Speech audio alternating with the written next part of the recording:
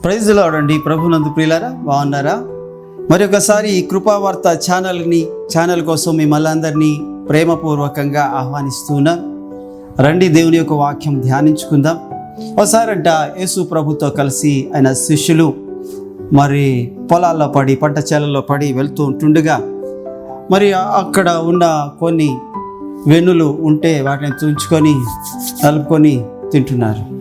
అలాగనే ఇంకొకసారి మరి చూసినప్పుడు భోజనానికి కూర్చున్నప్పుడు వాళ్ళు చేతులు కడుక్కోకుండా భోజనం చేయడం చూశారు. ఇలాగా ప్రతిసారి వాళ్ళని ఏదో ఒక తప్పు పట్టుకోవాలని కొంతమంది శాస్త్రులు, పరిసయ్యులు మరి వాళ్ళని వెంబడిస్తూ ఉండేవారు. అలాగా వెంబడించడం ద్వారా విశ్రాంతి దినంలో చేయకూడని పనులు నీ శిష్యులు చేస్తున్నారయ్యా అని ఒకసారి అన్నారు. నేను విశ్రాంతి దినానికి అధిపతిని, నేనే కదా విశ్రాంతి దినాన్ని నియమించినండి. నా సన్నిధిలోనే వాళ్ళు ఉన్నారు, నా సన్నిధిలోనే వాళ్ళు ఆనందిస్తున్నారు, కనుక అది వాళ్ళకి వర్తించదు, వాళ్ళకే కాదు ఎవరికి కూడా వర్తించదు అన్నారు. అలాగనే మరి భోజనం చేతులు కడుక్కోకుండా భోజనం చేస్తున్నారంటే అపవిత్రమైన చేతులు.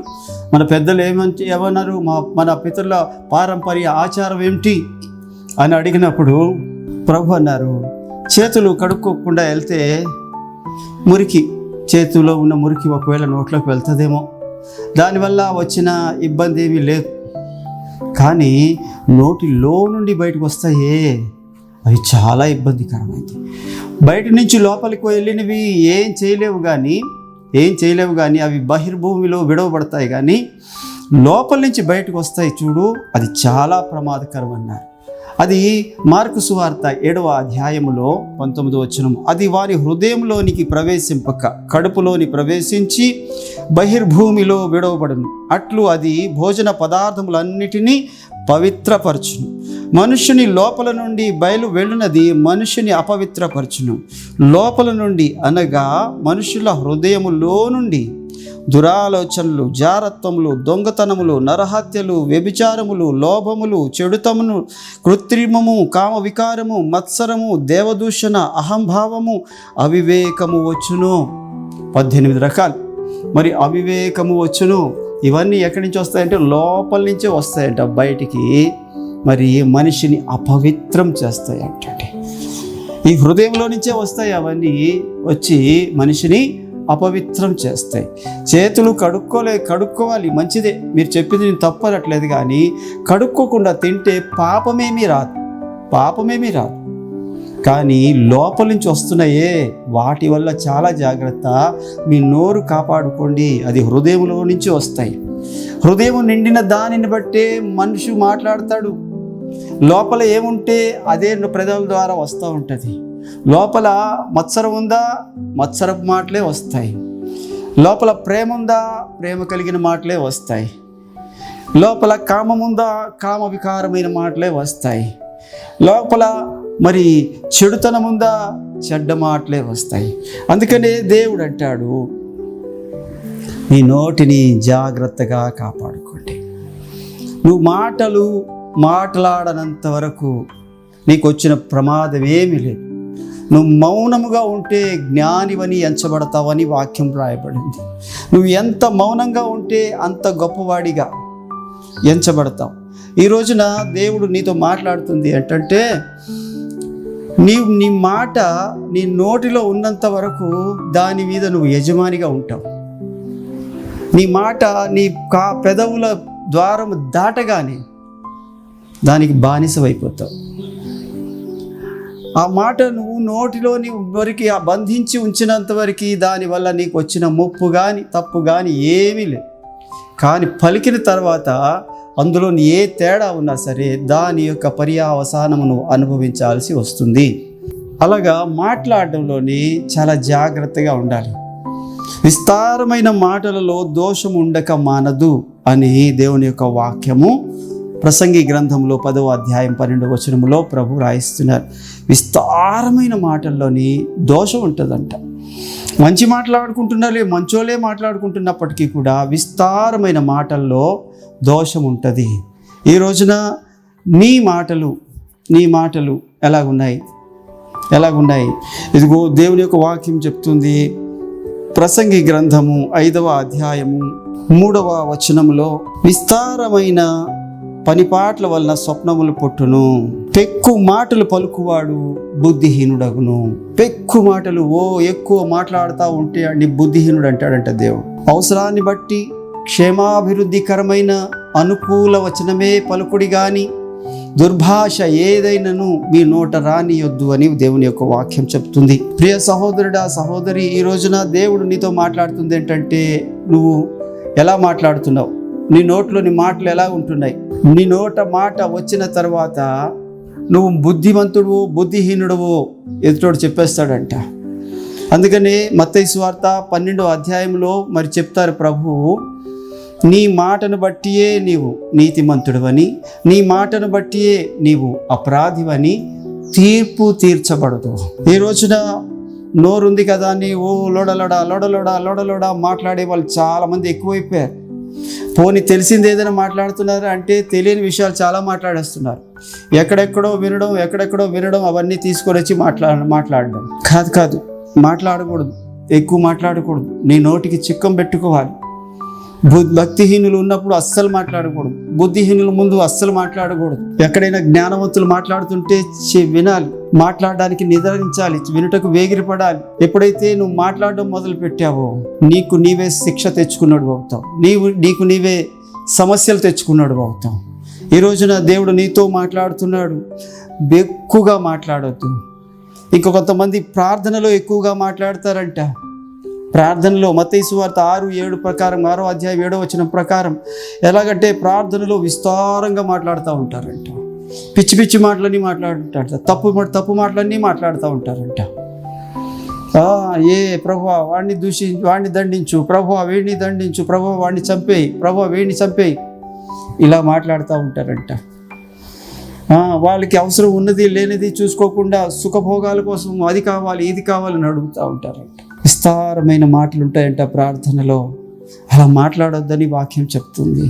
ప్రార్థనలో చాలా తక్కువగా మాట్లాడాలి. అలాగనే ప్రసంగి గ్రంథము 5వ అధ్యాయము 1వ వచనములో ఏముందో తెలుసా? నీవు దేవుని మందిరమునకు పోవునప్పుడు నీ ప్రవర్తన జాగ్రత్తగా చూసుకొనుము. బుద్ధిహీనులు అర్పించున్నట్లు బలి అర్పించుట కంటే సమీపించి ఆలకించుట శ్రేష్టము. వారు తెలియకయే దుర్మార్గపు పనులు చేయుదురు. ఏంటి ఆ దుర్మార్గపు పని అంటే, నీవు దేవుని సన్నిధిలోని అనాలోచనగా పలుకుటకు నీ హృదయమును త్వరపడనీయకము. నీ నోటిని కాచుకొనుము. నోటిని ఏం చేయాలంట? కాచుకోవాలి. బ్రేక్ ఉండాలి. కాలు కింద తొక్కిపెట్టి ఉంచాలి నాలుకని. నాలుక చిన్న అవయవమే కానీ చాలా అదిరిపడుతుందని యాకోబు భక్తుడు చెప్తాడు. చిన్నదే కానీ మొత్తం తగలబెట్టేస్తుందంట. మొత్తం తగలబెట్టేసంత చిన్న నిప్పే అది, కానీ అది చాలా ఘోరమైన భయంకరమైన అవయవం. అది అలాగనే విషము లాంటిదంట. విషము లాంటిదే అది. ఆ నోటితో మాట విషము లాంటిదే. ఒక ఆయన ఎవరో వచ్చి గుమ్మం దగ్గర మరి యాచనకు వచ్చాడు. వచ్చి రకరకాలుగా మరి ఆ ఇంటి యజమానిని పొగుడుతున్నాడంట. పొగుడుతూ ఉంటే ఆ యజమాని ఏమంటున్నాడంటే, ఇగో ఆయన వచ్చాడు కానీ కేజీ బియ్యం తీసురా అని అన్నాడంట. ఈయన ఇంకా ఆనందం అయిపోయాడు. మళ్ళీ పొగడ్డం ఇంకా పెంచాడంట. ఈసారి ఏమన్నాడంటే 2 కేజీల బియ్యం తీసురా. ఇంకా ఆనందం అయిపోతే ఈసారి 3 కేజీల బియ్యం తీసురా అన్నాడంట. అదంతా అలాగా 10 కేజీల వరకు వెళ్ళిపోయింది. పొగిడి పొగడతలన్నీ అయిపోయింది. అయిపోయిన తర్వాత అడిగాడంట, అయ్యా బాబయ్య, అది నాకు ఆ 10 కేజీల బియ్యం ఏదో ఇప్పిస్తే నేను వెళ్ళిపోతాను అన్నాడు. ఏ 10 కేజీల బియ్యం అన్నాడంట. ఏ 10 కేజీల బియ్యం ఏంటండి? ఇప్పటి వరకు మీరు కేజీ బియ్యం తీసురా, 2 కేజీల బియ్యం తీసురా, 3 కేజీల బియ్యం తీసురా అని లోపల చెప్పారు కదా అమ్మగారితోని, అవ్వండి అని అంటున్నాడంట. ఏముంది, నువ్వు నన్ను పొగిడి నన్ను సంతోషపెట్టావు, నేను కూడా నిన్ను సంతోషపెట్టడానికి ఆ మాటలు చెప్పాను. నువ్వు నాకు మాటలు చెప్పావు, నేను నీకు మాటలు చెప్పాను. చెల్లు అని అన్నాడంట. అర్థమవుతుందా? ఈ నాలుక ఎలాంటిదంటే ఎదుటోళ్ళని సంతోష పెట్టగలదు, అదే ఎదుటోళ్ళని బాధ పెట్టగలదు. ఇటు నుండి సంతోషం తీసుకున్నాడు, అటు నుంచి బాధనిచ్చాడు. ఈ రోజున నీ నాలుక ఎలా ఉంది? నీ నాలుక ఎలా ఉంది? డాక్టర్ గారు ఇప్పుడంటే రకరకాల ఎలాగానే అన్ని స్కాన్లు చేస్తున్నారు, కానీ ఇదివరకు డాక్టర్ గారు ఏం చూసేవారంటే నాడి చూసేవారు, రెండవది నాలుగు చూపించేవారు. నీ నాలుగు బట్టే నీకు ఏ రోగం ఉందో ఎంత రోగం ఉందో చెప్పేసేవాళ్ళంట. ఈ రోజున మరి నీ నాలుకను బట్టే దేవుడు నిన్ను తీర్పు తీరుస్తాడంట. నువ్వు నీతిమంతుడు అని, నువ్వు మరి పాపివని తీర్పు తీర్చడానికి కారణము నీ నాలుకే. ఈ రోజున దేవుని యొక్క వాక్యం చెప్తుంది, ఇగో లాభము నిమిత్తము జనాల్ని పోగొడతారు అని మరి చెప్తున్నాడు. ఇక రెండోది ఏమిటంటే అపవిత్రమైన వాదనలు వెళ్ళొద్దంట. ఈ నాలుగుతోని ఏం చేస్తారు? కొంతమంది వాదన పెట్టుకుంటూ ఉంటారు ఎదుటివారితోని, అనవసరమైన అన్ని వాదనలు పెట్టుకుంటూ ఉంటారు. మా దేవుడు గొప్ప అంటే మా దేవుడు గొప్ప అనే వాదనలు కూడా ఉన్నాయి. అందులోని కూడా నువ్వు వద్దంటున్నాడు దేవుడు. ఎవరితోని వాదన పెట్టుకోవద్దంటున్నాడు దేవుడు. ఏమంటే 1 తిమోతి పత్రిక 6వ అధ్యాయం 20వ వచనంలో, ఓ తిమోతి, నీకు అప్పగింపబడిన దానిని కాపాడి అపవిత్రమైన ఒట్టి మాటలకును జ్ఞానమని అబద్ధంగా చెప్పబడిన విపరీతమైన వాదములకును దూరంగా ఉండు. ఆ విషయంలో ప్రవీణులమని కొందరు అనుకొని విశ్వాస విషయంలో తప్పిపోయిరి అని దేవుని యొక్క వాక్యం చెప్తుంది. క్రైస్తవులే, మన దైవ సేవకుల్లోనే చాలామంది వాదాలు పెట్టుకుంటారు, డిబేట్లు పెట్టుకుంటారు. నేను గొప్ప అంటే నేను గొప్ప, నాకే వాక్యం తెలుసు అంటే నాకే వాక్యం తెలుసు. నీకు తెలిసిన వాక్యాన్ని ప్రకటించు, నీకు తెలిసిన వాక్యాన్ని ప్రచురించు, తప్పులేదు. కానీ నీకే తెలుసు అని చెప్పడం మాత్రము మరి అంత సబమైన పని కాదు. అందుకని దేవుని యొక్క వాక్యం ఏం చెప్తుందంటే, జీవము మరణము నాలుక వశము అని సామెతల గ్రంథం 18వ సామెత 20వ వచనములో ప్రభు మాట్లాడుతున్నారు. జీవము మరణము నాలుక వశము. ఈ నాలుకతోనే నువ్వు జీవంలో ప్రవేశించాలా, ఈ నాలుకతోనే నువ్వు మరణంలోనికి వెళ్ళాలా అని మరి దేవుని యొక్క వాక్యాన్ని బట్టి నీ మాట నిన్ను డిసైడ్ చేస్తుంది. నువ్వు ఎంత మౌనంగా ఉంటే, ఒక పద్యం మనకు తెలుసు కదా, కంచు మోగునట్లు కనకంబు మోగున. ఇత్తడి మోగినట్లుగా నువ్వు బంగారం మోగుతుందా? నేల మీద పడినా సరే ఆ శబ్దం రాదు.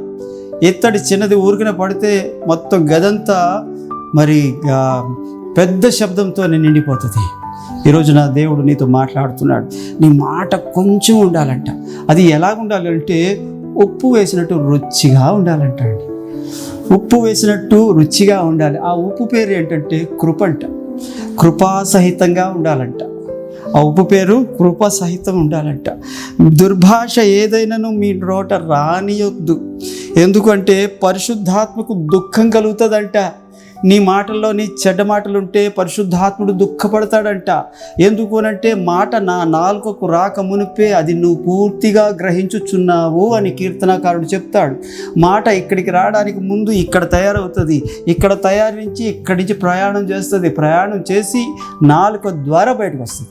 అంటే ఇక్కడ ఎవరున్నారంటే నీ ప్రభువు ఉన్నారు. ఆయనకి తెలియకుండా రాదు ఆ మాట బయటికి. అందుకనే మాట నా నాలుకకు రాక మునిపే అది నువ్వు సంపూర్ణంగా గ్రహిస్తున్నావు. ఈరోజున ప్రియ సహోదరుడా, నీ మాటలు ఎలా ఉన్నాయి? ఇదిగో దేవుని యొక్క మాటలు చెప్తుంది. ఎఫెసీ పత్రిక 5వ అధ్యాయంలో 3వ వచనం, మీలో జారత్వమే కానీ ఏ విధమైన అపవిత్రతయే కానీ లోభత్వమే కానీ వీటి పేరైనను ఎత్తకూడదు. ఇది పరిశుద్ధులకు తగదు. అలాగనే కృతజ్ఞతా వచనమే మీరు ఉచ్చరింపవలెను, కానీ మీ నోట బూతులైనను పోకిరి మాటలైనను సరసోక్తులైనను ఉచ్చరింపకూడదు. ఇవి మీకు తగవు.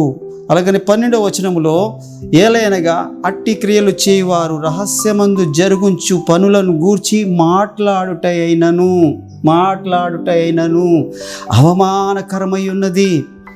అంటే ఎక్కడో కొన్ని తప్పు మాటలు, లేదా చీకటిలో జరిగిన మాటలు, లేక రహస్యాల్లో జరిగే మాటలు, అవి మాట్లాడడానికి కూడా దేవుడు అనుమతించట్లేదు నీ నోటికి. అస్సలు ఆ మాటలు మాట్లాడొద్దు. నువ్వు పవిత్రుడివి, నువ్వు పరిశుద్ధుడివి, నువ్వు దేవుని యొక్క రక్తం చేత కొనబడిన వాడివి. దేవుని రక్తము నీ అపవిత్రమైన నాలుకను ఎప్పుడో కడిగింది. ఆ పనికి మారిన నాలుకని కడిగింది. ఇప్పుడు అది పరిశుద్ధమైన నాలుక, అది స్తుతించడానికే, కృతజ్ఞత వచనం వల్లించడానికే, ఎదుటోళ్ళని ఆదరించడానికే, సువార్త ప్రకటించడానికే, ప్రభుకి సాక్ష్యం ఇవ్వడానికే, దేవుని యొక్క వాక్యం బోధించడానికే అయ్యా నీ నాలుక ఉపయోగించాలి. నువ్వు అలాగ ఉపయోగించకుండా నీ నాలుకను వట్టి మాటలు, విస్తారమైన మాటలు, పనికిమాలిన మాటలు, పోకిరి మాటలు, వ్యభిచార సంబంధమైన మాటలు, లాభాన్ని అపేక్షించే మాటలు, ఇలా రకరకాల మాటలతో నువ్వు నీ యొక్క జీవితాన్ని అపవిత్రపరుచుకుంటున్నావు. కనుక ప్రభువు నీతో మాట్లాడుతున్నాడు, విస్తారమైన మాటలలో దోషము ఉండక మానదు. బుద్ధిహీనులు విస్తారంగా మాట్లాడతారు. ఈ రోజున నువ్వు ఎలా మాట్లాడుతున్నావో ఒక్కసారి నిన్ను నీవు పరిశీలన చేసుకోమని దేవుని యొక్క వాక్యము నన్ను మరి హెచ్చరిస్తుంది. ఎవడైనా నువ్వు మాటలో తప్పిపోకపోతే సర్వ శరీరాన్ని తన ఆధీనంలో ఉంచుకున్నాడు అవుతాడంట. నువ్వు మాట ఇచ్చి తప్పిపోతున్నావా? మాట్లాడడమే కాదు, మాట ఇచ్చిన తర్వాత ఆ మాటలు నిలబెట్టుకోవడం కూడా కావాలని వాక్యం చెప్తుంది. యాకోబు పత్రిక 3:2 మాటలు నిలబడాలంట. ఎన్నిసార్లు తప్పిపోయావు కదా నేను మాటలో, ఇగో నీకెందుకు తప్పకుండా చేస్తానంటావు కానీ చేయలేవు, ఇస్తామంటాం కానీ ఇవ్వలేవు, చూస్తామంటాం కానీ చూడలేవు. ఎందుకు? మన మాట మీద మనకే నిలకడలేదు. దేవునితో మనం ఎన్నోసార్లు మాటలు ఇచ్చాం కదా, ప్రభువా ఇక నుండి నేను స్తుతిస్తాను, ప్రభువా ఇక నుండి ప్రార్థిస్తాను, ప్రభువా ఇక్కడ నుండి మందిరాన్ని ఎప్పుడు నేను విడిచిపెట్టను, ప్రభువా ఇక్కడ నుండి నీ ఆజ్ఞలు పాటిస్తాను, ప్రభువా ఇక్కడ నుండి నీ సువార్త ప్రకటిస్తాను, ప్రభువా ఇక్కడ నుండి నేను ధర్మకార్యాలు చేస్తాను, ప్రభువా ఇక్కడ నుండి నీ కొరకు ఒక వెలుగు సాక్షిగా జీవిస్తాను. ఎన్నిసార్లు మాటలు ఇచ్చాం కదా. ప్రతి జనవరి 1 వస్తుంది, మాట ఇస్తూ ఉంటాం. మళ్ళీ ఆ జనవరి 1 వెళ్ళిపోయిన ఒక 3 రోజులు 4 రోజులు 3 వారాలకే దేవుని యొక్క వాక్యం చెప్తుంది, ఇదిగో మాటలో నేను నిలకడగా ఉండాలంట, మాటలో నిలబడి ఉండాలంట. మరి నీ మాటలో ఎన్నిసార్లు తప్పిపోయావో ఇప్పుడు నీకు జ్ఞాపకం వస్తుంది అనుకుంటాను. ఎన్నిసార్లు నువ్వు ఆ మాట నుంచి పడిపోయావో నీకు జ్ఞాపకం వస్తుంది అనుకుంటాను. ఒకవేళ పడిపోకపోతే ధన్యుడివే. ఎందుకు అంటే యేసు ప్రభు ఇచ్చిన మాట నిలబెట్టుకోవడానికి ప్రాణమే ఇచ్చేసేవాడు ఆయన. నన్ను ఆ పాపము నుండి, ఆ శాపము నుండి, ఆ నరకము నుండి విడిపిస్తానని ఆయన ఆది కాండంలోని మనకు మాట ఇచ్చాడు 3వ అధ్యాయంలో. ఆ మాటను నిలబెట్టుకోవడానికి నీ సంతానమునకు స్త్రీ సంతానమునకు వైరము కలగజేస్తానని అక్కడ చెప్పిన మాటని నిలబెట్టుకోవడానికి ఆ స్త్రీ సంతానమైన యేసు నీ కొరకు నా కొరకు మాట నిలబెట్టుకోవడానికి సిలువ ఎక్కిపోయాడు. మాట నిలబెట్టుకో. ఇంకో 15వ కీర్తనలో ప్రభు యొక్క వాక్యం రాస్తుంది, ఇచ్చి నష్టం కలిగిన ఆయన మాట తప్పుడు నీతిమంతుడు అని వాక్యం. మాట ఇచ్చిన తర్వాత ఒక నష్టం వచ్చినా సరే మాట తప్పుడంట. నష్టాన్ని భరిస్తాడు కానీ మాట తప్పేవాడిగా ఉండడంట. ఈ రోజున దేవుడు నాతో మాట్లాడుతున్న మాట ఏంటంటే, నీ మాటలు ఎలా ఉన్నాయి? నీ మాటలు బాగున్నాయా? నీ మాటలు చక్కగా ఉన్నాయా? ఒకవేళ లేదు అని అంటే పరిశీలన చేసుకో. నన్ను ఎందుకు మరి ఈ మాటల కోసం దేవుడు ప్రేరేపిస్తున్నాడు. ఒక ఎగ్జిబిషన్లోని ఒక రాజు మరి ఏది లోకంలోని ప్రశస్తమైనది అని ఒక పోటీ పెట్టాడంట. ప్రశస్తమైనది అని అంటే కొంతమంది రకరకాల పెయింటింగ్లు తెచ్చారు, కొంతమంది రకరకాల పువ్వులు తెచ్చారు, స్వీట్లు తెచ్చారు, రకరకాల అన్నీ తెచ్చారు. అందులోని ఒక ఆయన ఒక నాలుక బొమ్మను తెచ్చాడంట. నాలుక బొమ్మ.